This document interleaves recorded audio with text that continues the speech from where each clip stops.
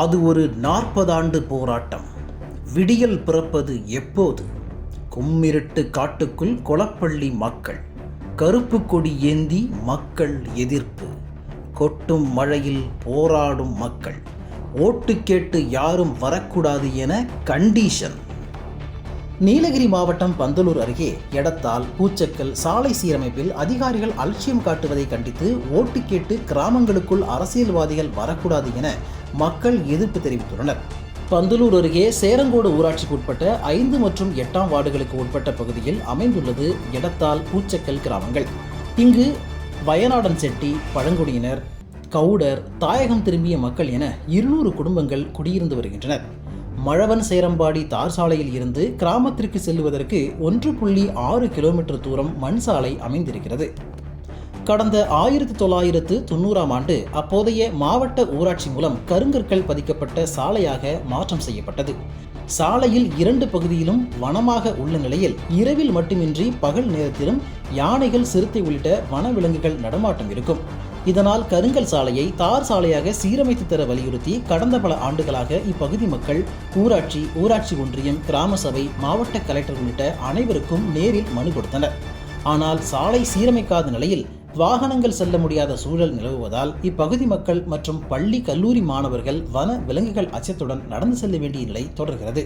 சாலையை சீரமைக்க நபார்டு திட்டத்தின் மூலம் 2 கோடி ரூபாய் நிதி கோரப்பட்டுள்ளதாக கடந்த பல ஆண்டுகளாக அதிகாரிகள் பொதுமக்களை சமாதானப்படுத்தி வருகின்றனர். அதிகாரிகளின் பேச்சில் நம்பிக்கை இழந்த மக்கள் வரும் தேர்தலில் இப்பகுதியில் அரசு துறை அதிகாரிகள் மற்றும் அரசியல்வாதிகள் ஓட்டு கேட்டு வரக்கூடாது என கண்டிஷன் போட்டனர். தேர்தல் அலுவலர்கள் இந்த கிராமங்களுக்கு வந்து வாக்காளர் பட்டியல் தயாரிப்பது மற்றும் ஓட்டு போடுமாறு மக்களை தொல்லைப்படுத்தக்கூடாது என்றும் தெரிவித்தனர். மேலும் கருப்பு கொடிகளுடன் கிராம நுழைவாயிலில் ஓய்வு பெற்ற தலைமை ஆசிரியர் சாமிநாதன் தலைமையில் முற்றுகை போராட்டத்தில் ஈடுபட்டனர். வடவஞ்சேரம்பாடியிலிருந்து பூச்சக்கல், இடத்தால், ஸ்கூல் ரோடு போன்ற ரோடு இதுவரைக்கும் பராமரிப்பு பணி இல்லாமல் 40 வருஷங்களாக நாங்கள் அனைவரும் இங்கே வாழ்ந்து கொண்டிருக்கின்றோம். 60 வருஷ காலமாக அடுத்த கட்ட போராட்டம் என்பது நாங்கள் தெரிவிப்போம். இதன் விளைவாக தான் ஃபர்ஸ்ட் இந்த போராட்டம் நாங்கள் ஆரம்பித்திருக்கிறோம் என்பதை நாங்கள் தெரிவித்துக் கொள்கின்றோம். உடனடியாக அரசு செவிதாச்சு இந்த ரோடு விஷயத்தை நாங்கள் எல்லாம் சகாயம் பண்ணி எங்களுக்கு எல்லாம் ஒரு ஒத்துழைப்பு கொடுக்குமாறு பணிவன் கூட கேட்டுக்கொள்கிறோம். 4 கஷ்டப்பட்டுருக்கோம்.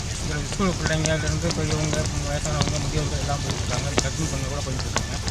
அந்த வரைக்கும் இந்த ரோலிங் போடுறதோ 1990 ரோலிங் போடுறது மேலே எந்த சீரமைப்பு பண்ணி செய்யலை.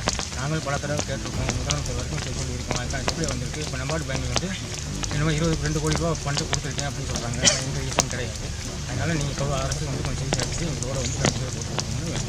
தொடர்ந்து தங்களின் கோரிக்கை குறித்தும் ஓட்டு கேட்டு யாரும் வரக்கூடாது என்றும் அறிவிப்புகளை நுழைவாயில் மற்றும் சாலை ஓரங்களில் வைத்துள்ளனர். தேர்தல் முடிந்ததும் கிராம மக்கள் ஒன்றிணைந்து கலெக்டர் அலுவலகம் முன்பு போராட்டத்தில் ஈடுபட முடிவு செய்துள்ளனர்.